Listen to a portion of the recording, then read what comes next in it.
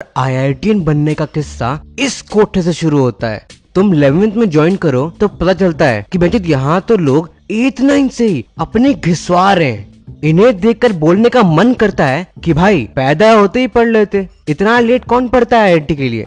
इतनी एडवांस में प्लानिंग तो मोदी ने भी कभी नहीं की होगी डिमोनेटाइजेशन के लिए। तो बस 10th के बाद सब निकल पड़ते हैं अपना अपना कोठा ढूंढने।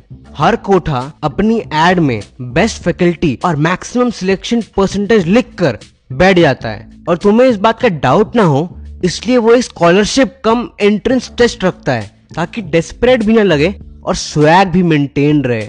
लेकिन तुम्हें कहाँ पता था कि टेस्ट तो बस एक बहाना था तुम्हारी औकात पता करने का। अब बस इस औकात के आसपास ही फोरप्ले करते रहना है तुम्हें 2 साल। बस इसी दौरान बातों ही बातों में तुम्हें एक सीक्रेट पता चलता है, लेकिन तुम्हें तो अपनी औकात पता होती है। तो तुम सोचते हो कि साला इतना कोई कैसे पढ़ सकता है, हिलाते वक्त भी क्या आर.डी. शर्मा सॉल्व करता होगा।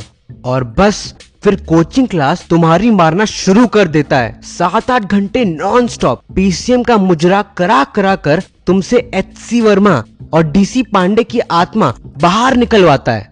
और इतने से भी सुकून ना मिले तो डीपीपी और स्टडी मटेरियल सॉल्व करने का प्रेशर बना देता है। और अगर इससे भी सेटिस्फैक्शन ना हो तो बोलते हैं कि क्लास के पहले अगर चैप्टर खुद रीड करके आओगे ना तो क्या निखर के आएगा तुम्हारा कॉन्सेप्ट, तुम खुद देखना। सर नहीं देखना sir, coaching, DPP, study material, Pandey bro, Verma bro, इतना सबको नहीं संभाल सकता मैं, माफ कर दो। कोचिंग को भी लगा कि हाँ यार बंदे की बात में तो दम है। तो माहौल ठंडा करने के लिए एक फर्जी गेस्ट फैकल्टी या कोचिंग का एक ओवररेटेड आईआईटीएन को बुला लेते हैं बच्चों को समझाने कि कोचिंग का यही स्टाइल है बच्चों की लेने का। अपनी अच्छे से अभी मरवाओगे तो मेरी तरह नेक्स्ट बैच को स्पीच दे पाओगे और सबको बोल पाओगे बिच प्लीज आई एम आईआईटीएन।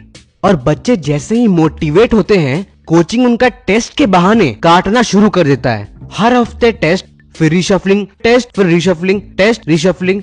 बच्चों को समझ ही नहीं आता कि बेंच मुझे आईआईटीएन बना रहे हो या चाय की छन्नी से छान कर फेंकने का इरादा है।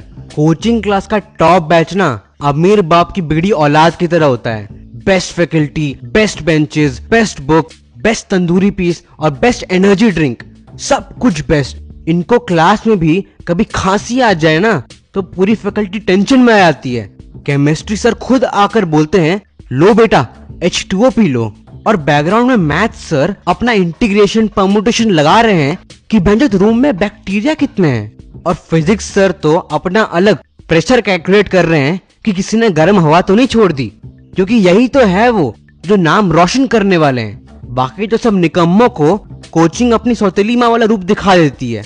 और बस फिर बैचेस 2 हिस्सों में डिवाइड हो जाती है, आईआईटी और नॉन आईआईटी। अब जब पता चली गया बंदे को कि आईआईटी ना हो पाएगा वो अपने काम पर लग जाता है और क्लास के सामने बैठी लड़कियों के बाल सूंघने शुरू कर देता है, ये सोचकर कि आईआईटीएन तो माल्या भी नहीं था।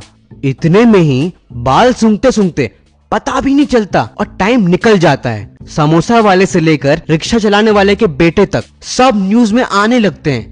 मुझे तो उम्मीद है कि एक दिन इसका भी बेटा चूतिया बाप कोटा से एडमिशन ले लेगा आईआईटी में और हम लोग कोटा के चक्कर में बर्बाद होकर फिर कोटा पहुंच जाएंगे, ये सोचकर कि इस बार इतना पढ़ूंगा कि आईआईटी तो निकाल ही लूंगा।